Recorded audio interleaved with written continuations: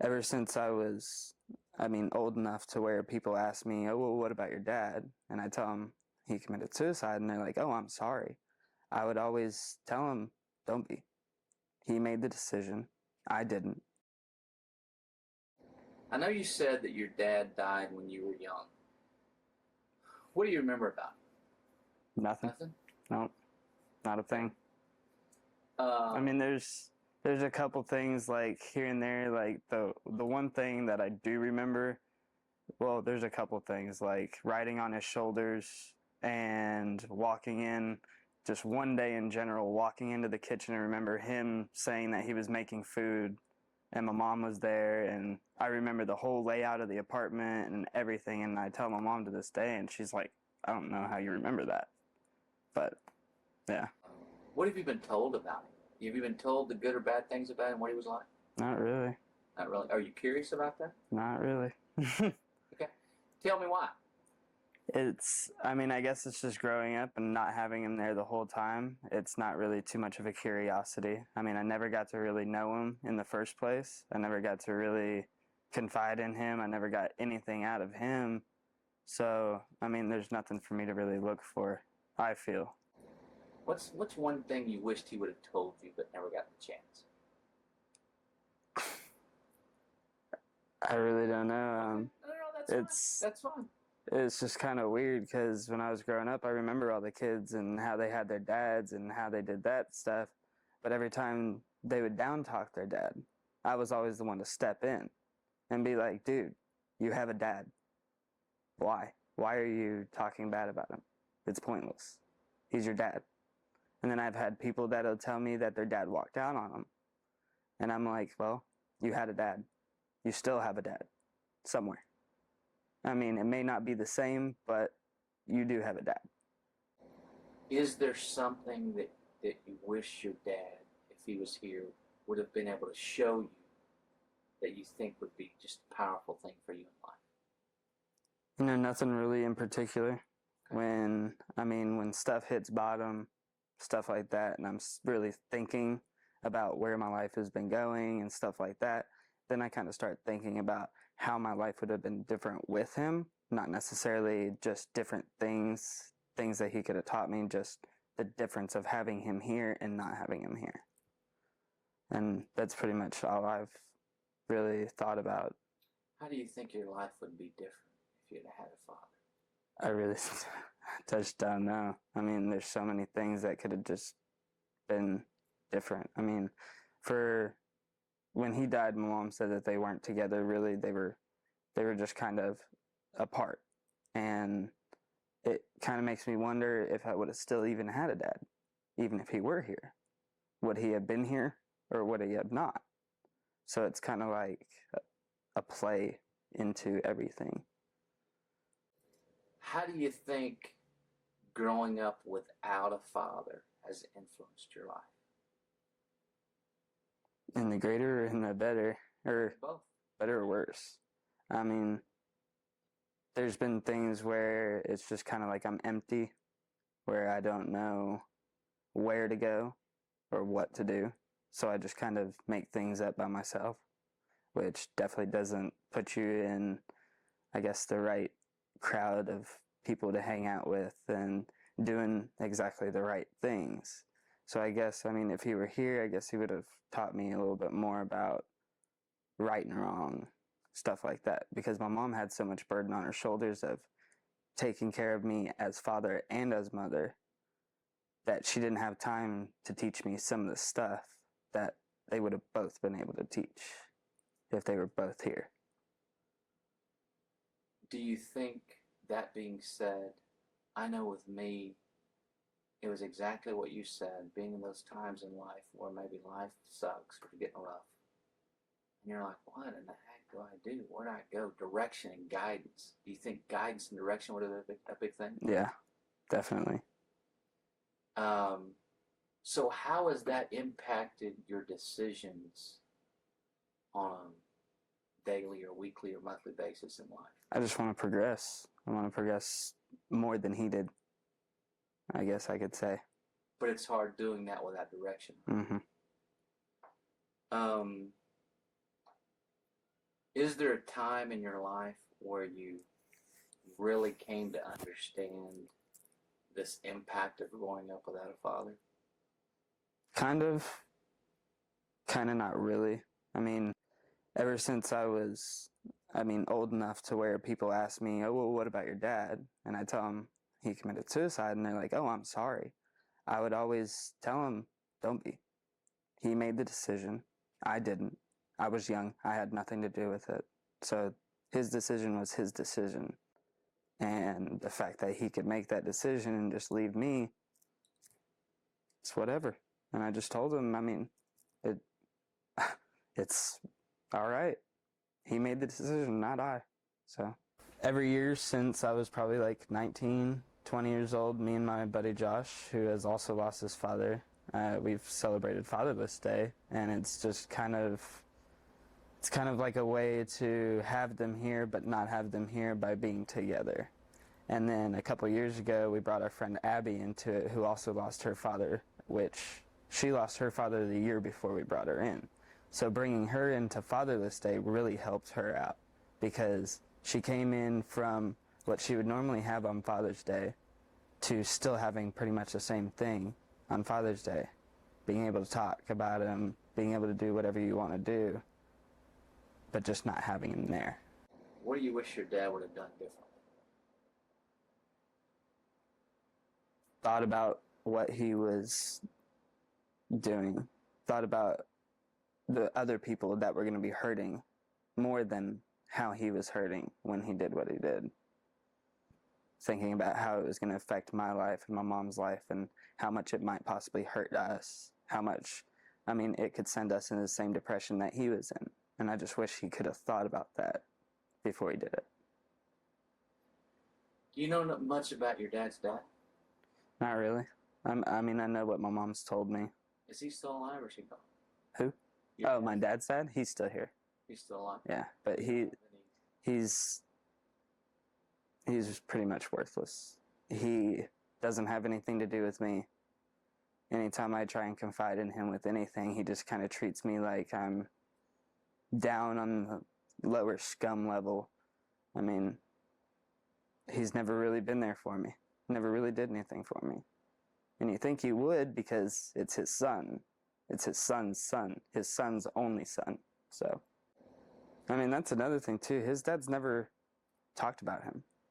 Never talked about when he was young. Never said, oh, well, when he was your age, he did this and this and this and this. Nothing. He's never talked about him. Why do you think that is? I don't know if it's part of his healing process, to where he just wants to forget what happened. He just wants to let it go and just get it out of his mind. But I really don't know. He's just, he doesn't seem like the loving kind of dad that a dad should be.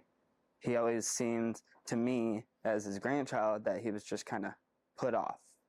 That he wasn't real caring, wasn't real emotional, nothing like that. It was just like, hey, do this. Come here. Over here now. You're going to do this. And it was just like, okay. You want to tell me why? What kind of lesson I'm learning? But other than that, he just really never talked about him. Did you transfer those characteristics or this thought of how your father is and how that plays out with God? I didn't. I never got really into much the religious side. I've had my grandparents that are huge Catholics, like very big Catholics. Catholics are kind of crazy. So I was kind of used to that crazy, like, oh, praise the Lord, the whole bit like that. And then when my mom gets together with Rick and we started going to non-denominational church, we'd walk into the church and they'd be like, oh, hi. Nothing about God. Nothing about anything like that. So that's where I was comfortable. And they didn't make me learn. They didn't make me talk about him. They didn't make me pray. They didn't make me do anything, which is what I really liked. I liked being able to go and think about there is somebody up there. Somebody. And not necessarily have to believe in exactly what everybody else is. As to where, my grandparents are going to a Catholic church, and they're like, no, you're going to read this line from the Bible, and you're going to sing it, and you're going to rejoice, and you're going to eat his body and drink his blood, and this. And I'm just like, whoa, way too much. Way too much. So I think it was more of kind of like me not having a dad kind of excluded me really believing in anything bigger than me. I always grew up very independent. My thoughts were my thoughts. I never really said, oh, well, this is because of this. I never really came to the point where I was like, everything happens for a reason. I've never been like that. Everything happens because I made it happen. So I became very independent, and after that, I wasn't really religious, didn't really do the whole praying thing, and just recently, me and my mom sat out and talked about it, and it was the craziest thing, because I get these things that are, I don't know if you've heard of it, but Mike Dooley, it's like inspirational kind of self-motivation speaking, but he does this thing, it's called his Tuts, which every day I get an email, which is a new Tut for the day. It's kind of like a fortune, but at the same time, he makes it coming from the universe. But you can tell it's him being very religious, and he's bringing that religion down, but he's making it to where it pertains to everybody. So he puts it in there as the universe. The other day, or a couple weeks ago, I was sitting there, and me and my mom had talked about the whole praying thing and this and this and that, and she said it helped her. And I was like, you know what? I'll give it a try. I was driving over to my friend's house, just randomly talking, saying I need a job. I need something. And didn't really do anything for a few days. And then about a week later, I prayed again. Same thing. Well, 2 days after that, I got my Tut. And like the day before was Sunday, and I was sitting there thinking, I was like, I really need to read my Tut. Like, I had this feeling that I needed to read it. And I didn't get it on Sundays. You only get it through the week. So as soon as Monday rolled around, I opened my inbox, and there it was. And I opened it, it says, we talked last week. We talked a couple days ago. We don't communicate that much. Like to hear from you again, the universe. And I was just like, whoa, what? Huh? Like, and it was exact. Last week, a couple days ago, and it was just to the point, exact. And I was just floored. But he sent me a lot of things that have been very inspirational. And it keeps me on the right track. Keeps me thinking. If you would have had a father here to give you guidance and direction, how do you think your life would be different? I'd probably be a little bit more successful, more willing, and more out there. Just kind of growing up by myself and trying to teach myself what I need to do. It's kind of held me back. And I haven't been the successful person that I need to be, other than a couple points in my life where I've hit rock bottom, and I look at myself and I'm like, what are you doing? It's like, you need to push yourself. You need to do something. You need to go. So I've been my own inspiration, I think. And I feel that if he were here, I would have been different. I wouldn't be the same person. How would you be different? I probably wouldn't be as independent. I wouldn't think for myself as much as I do. I would probably sit there and confide in somebody more than I should. And, more than I should, as in terms of me now. What hurts the most about not having a dad? When people talk about their dads, and they sit there, oh, my dad did this, my dad does this. And then my friends whose dads have died, they'll talk about their last moments with them, talk about last words with them, talk about how they were. And it was just something I never got to see. I never got to see who my dad was, meet him, talk to him, anything like that. So What hurts the most about him committing suicide? Just that it was selfish. That he didn't think about how I might feel. I've been to the point where I've wanted to just be not here, just not be here. I've found it pointless for me to be alive. Stuff like that at some points. And then when it gets down to it, I'm sitting there and I'm like, but how could I actually even do that? Who could actually do that? Why? And I mean, I've had friends. I had a friend not too long ago that committed suicide, hung himself in his bedroom. I've had friends that have been killed by other people. I've had friends. In the past 6 years, I've lost almost 7 friends. I've had a friend that was shot execution style in the middle of the field, put down on his knees, shot in the back of the head by gang members. I had a girlfriend, not a girlfriend, but she was a girl that was a friend. She was 15, went to a party with all of our older friends, and got in a fight, and the girl pulled a gun out, shot her in the chest, killed her. And then my ex-girlfriend died in a head-on car accident with a drunk driver.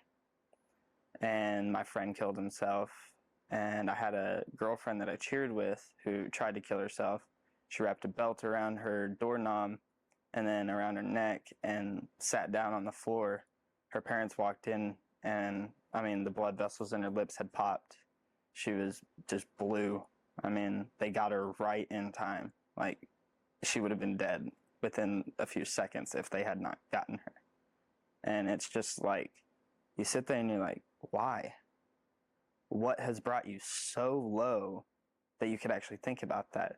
And I guess it's because I've never been to that low of a point to where it's like, okay, I'm actually going to do it. But I have thought about it.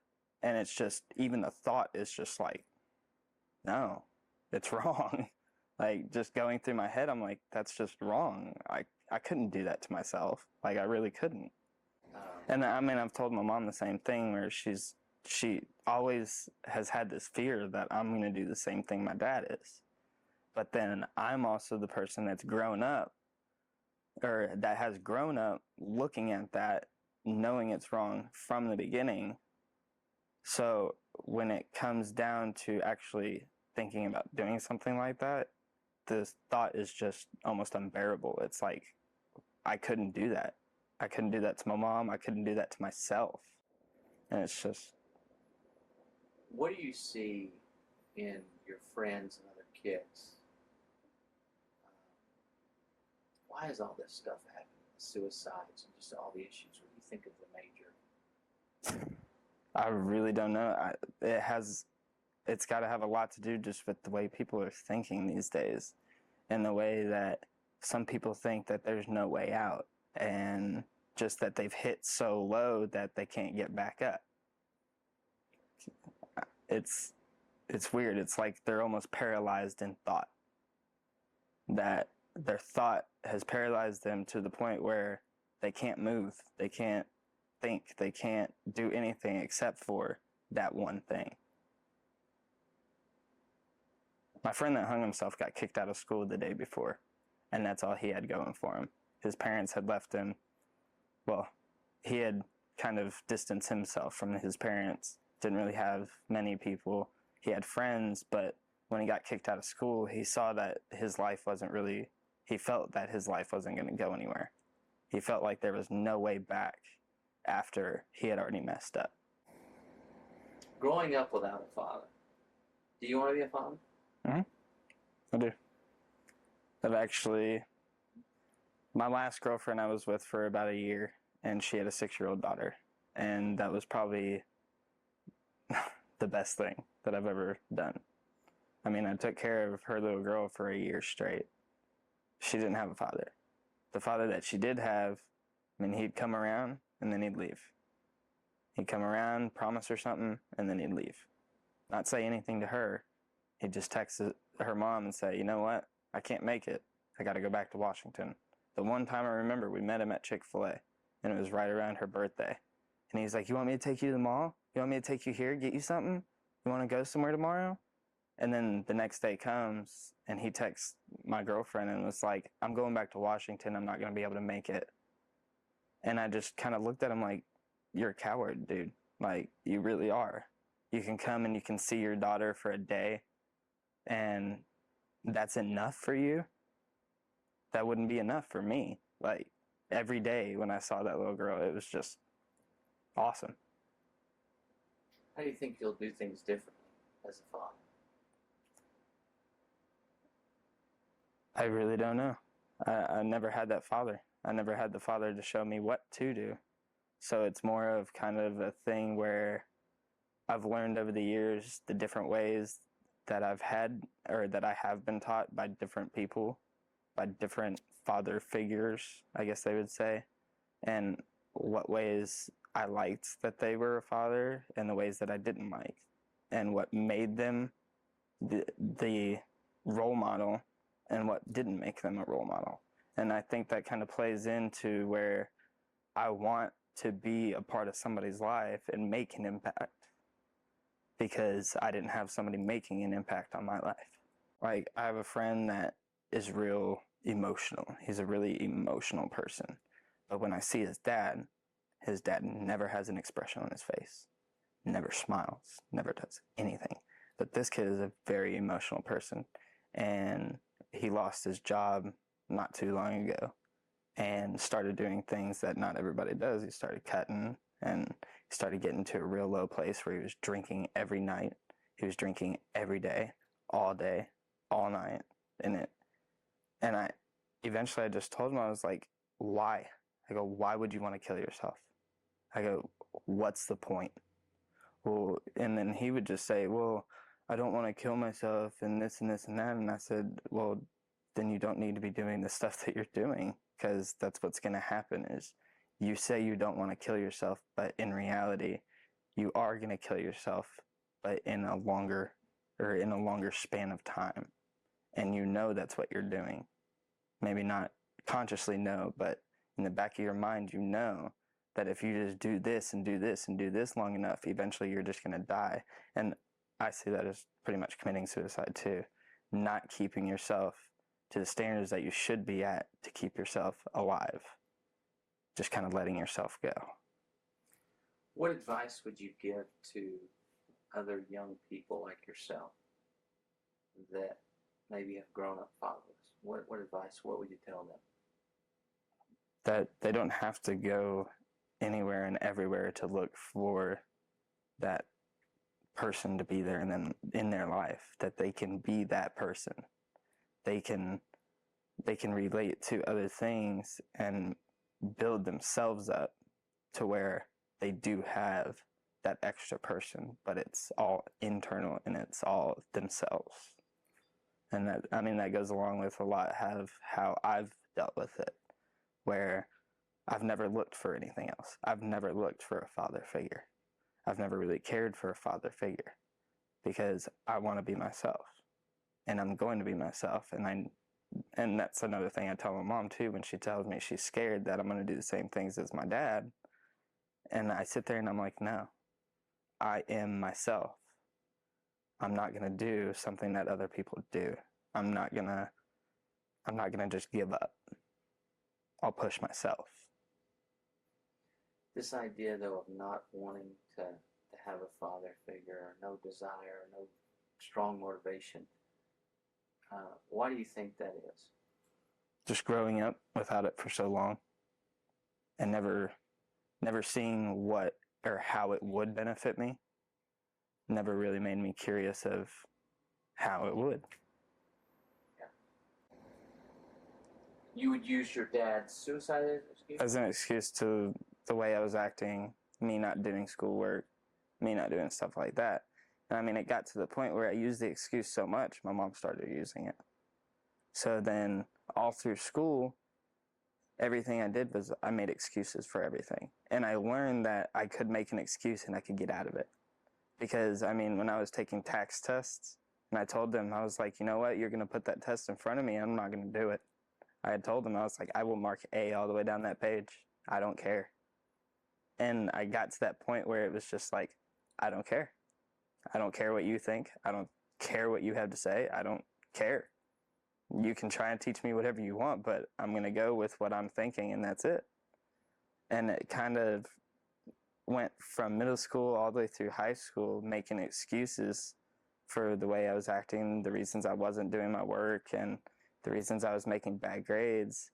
And subconsciously, it was kind of like it all started from me making excuses that my dad was dead or that I didn't have a dad. And I mean, I went all the way through high school making excuses, and then after that, I kind of just hit this rock bottom after I figured out that I just wasn't going to graduate. I just wasn't, because I had made so many excuses throughout my whole school, all my schooling, that I'm just not going to graduate. So I dropped out, and at that point, I was with a girl that I had been with for 5 years, and she told me, she goes, "You're not going to have me if you're not in school and you don't have a job." And at that point, that day, I walked out that front door, and I went and I enrolled in college that day. And I started seeing it as me doing things for other people more than myself. And it's kind of hard to think about, and a lot of people say you want to do things for yourself and not other people, but other people are my motivation. Somebody can sit there and say, "Oh, you can't do this." It's going to motivate me to do it more and to prove them wrong. Or somebody saying, "You need to do this." And I say, "You know what? You're right. I do." And I mean, as soon as I got in college, I mean, I quit doing some of the things I was doing at the time and quit doing what I was with her. I mean, after I enrolled, I went back, told her that I was enrolled in college, and she dumped me. So it was kind of like a kick in the butt. It was like, "Hey, do this and we'll still be together." And then I do it and we're not together. So it was kind of like a confidence thing. Like, I had the confidence to go do this, but now my confidence is shot because she's gone. The person that I was doing it for is gone. So I kind of had to revert it over to doing it for myself. And at that point, I was making all A's college courses. I was doing all my work on time, no excuses, nothing. I ended up graduating with a 3.7 GPA. And that's through 8-9 months of college.